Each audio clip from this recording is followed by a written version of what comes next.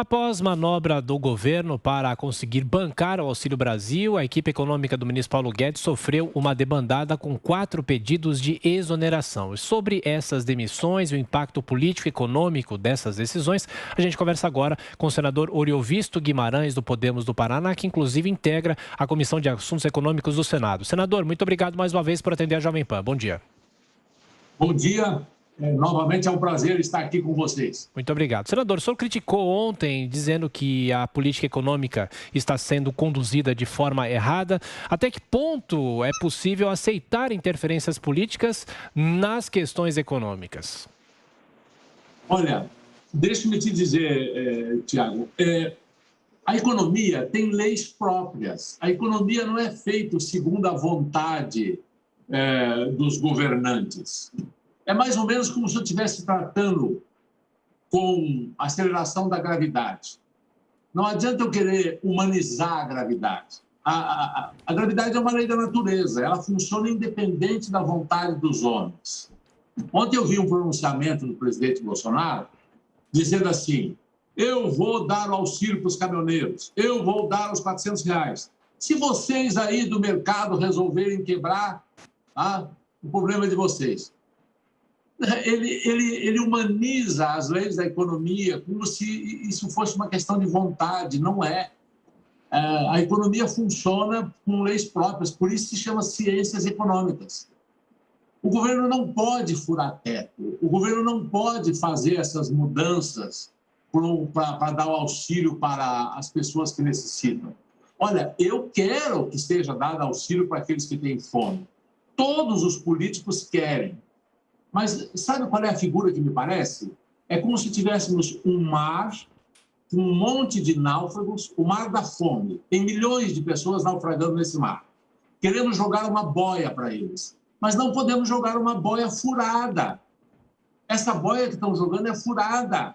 Por que é furada? Porque em seguida o dólar aumenta, em seguida a inflação explode, e em seguida aquele dinheiro já não vale mais o que valia.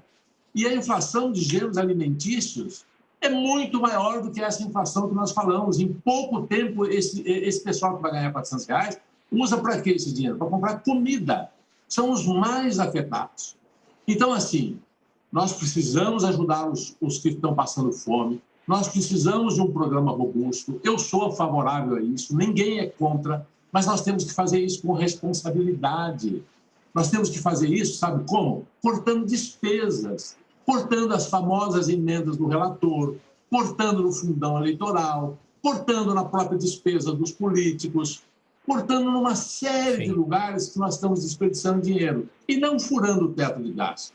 A forma como estão fazendo, aquela mudança de calendário ali, que era de junho a julho, passando de 1º de janeiro a dezembro, aquilo, se você for analisar mais de perto, significa uma inflação maior realimentando a inflação.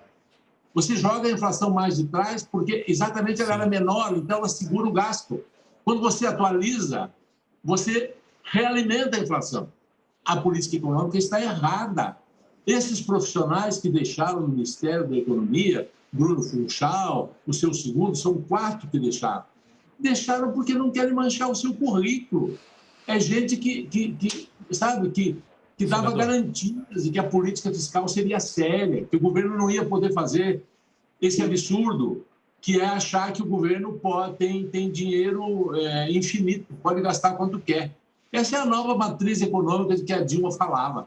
A Dilma teve impeachment porque quis fundar uma nova matriz econômica que existe no coração de muita gente de esquerda que acha que o governo pode gastar o quanto quer. Não pode, não. A economia tem leis próprias. Se o governo pudesse gastar o quanto quer e quebrar teto de gasto, não existiria pobreza no mundo. Era só imprimir dinheiro. Todo mundo é capaz de fazer isso. Então, o Brasil está, sim, no caminho errado. Nós vamos ver hoje no mercado uma reação forte. Parte disso já foi precificada ontem, mas uma parte vai ser precificada hoje. E nós estamos no caminho errado. Eu não tenho dúvida disso. Fiz um apelo ao Senado. Nós vamos ter que rever isso no Senado. Não é possível que a gente vai voltar à inflação e ao que já foi a economia desse país. Na sequência, senador Oriovisto, a pergunta de José Maria Trindade. Senador, eu considero que o mercado foi a maior invenção da humanidade, é que regula tudo e que define o mundo como vemos e é uma grande abstração, ou seja, sobrevive porque acreditamos, né? Então, essa é a realidade, se a gente acredita e é isso que está fazendo a economia mundial. Mas também, senador, um governo que se preze, ele não pode deixar esta entidade chamada mercado dominar, gerir e traduzir o país. Eles não têm voto. Olha, Zé Maria, deixa-me te dizer, o que é que a gente entende por mercado em economia? Por exemplo, quando eu te digo assim, lei da oferta e procura, o que eu quero dizer com isso? Eu quero dizer que se eu fabrico um produto, seja ele o que for, uma caneta, se eu fabrico 10 canetas e existem 10 pessoas querendo consumir isso, você vai ter um preço estável e tal, não vai ter variação. Se eu reduzir a fabricação para 5 canetas e continuam tendo 10 pessoas querendo consumir, esse preço vai aumentar, é uma espécie de leilão. Isso é uma lei de oferta e procura, que não é uma entidade, é uma lei, funciona assim, como é a lei da gravidade, como é a lei do empuxo, é uma lei natural, de economia. Você não pode contrariar essa lei. Você não pode contrariar essa lei. E é isso que a gente precisa entender. O governo pode interferir na economia? Pode e interfere e deve. Nós temos lá todas as visões de economia, né? O Adam Smith, o Laissez-faire, ou o Marx, que o governo interferia totalmente, ou o Keynes, que é aquela social-democracia em que você tem uma ação do governo, mas respeitando as leis da economia. O que aconteceu quando o Sarney lá atrás chegou e disse assim, não, o mercado não vai definir nada, eu vou congelar os preços. O que aconteceu? Mercado negro. Você não pode brigar contra a lei da gravidade, você não pode brigar contra certas leis da economia. Você só faz um avião e voa porque você leva em conta a lei da gravidade. Você só consegue controlar a economia e dirigir a economia se você levar em conta as leis segundo as quais a economia funciona. Agora, se você achar que você pode fazer o que você quer, você não voa e você não vai conseguir endireitar a economia. Senador, agora a pergunta é de José Carlos Bernardi.